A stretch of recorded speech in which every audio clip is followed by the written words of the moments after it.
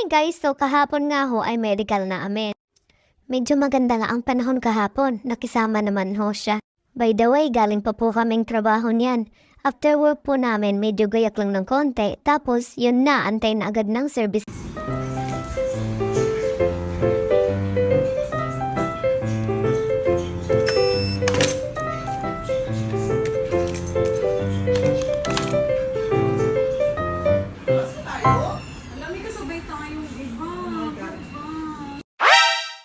At nandito na nga ho yung inaantay namin. Pagkakaalam pa nga ho namin ay iba yung service namin, pero bakit ang laki? Malamang, tanghali na naman kami uuwi nito. Ito nga ho yung mga kasama ko, bali aanim lang kami. Iya pa silang umakyat kasi marami hong upa sa taas. Upapakan. Pinapaliwanag nga ho ng driver namin dyan na meron pa kaming pipick upin na iba. Bali 5 company po kami lahat sa isang bus lang. Ang mahirap pa doon, 6 lang kaming babae, lahat sila puro lalaki. Papakilala ko ho sa inyo ang chicks namin kasama. Ayan oh, ganda 'di ba? Ganda pa ng bag. Pero alam niyo ba kung anong laman 'yan? Tae laman 'yan.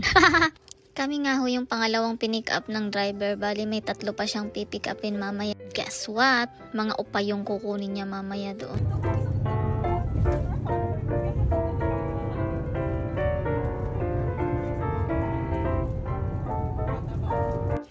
At ito na nga po pala ang first stop namin. Medyo natatagalan nga ng konti yung pag-aantay namin dyan sa kanila. At ayan nga ho, tamang antay lang sa mga upa.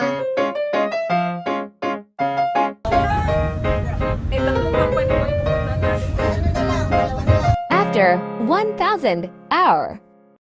At nakarating na ho kami ng clinic. Medyo hindi ko nalang pinakita yung pangalan ng clinic kasi alam nyo na. Para kaming galing mga mental, di ba? At tapos na nga kami dyan, inaantay na lang namin yung mga kasama naming upa. Kasi mas talo pa nila kami, ang pakatagal nilang kumilos, samantalang kami ang bilis-bilis lang. Alam nyo ba kanina, nung pumipila kami doon sa blood pressure, hindi ko alam kung heartbeat ko ba yung naririnig ko o yung tiyan ko. Kaya siguro ang baba nung BP ko kasi yung tiyan ko yung naririnig na, hindi yung heartbeat ko. At dito nga ho ay pauwi na kami. So uunahin na naman pong ihahatid yung mga upa bago kami. O di ba ngiting hindi naghirap sa tae?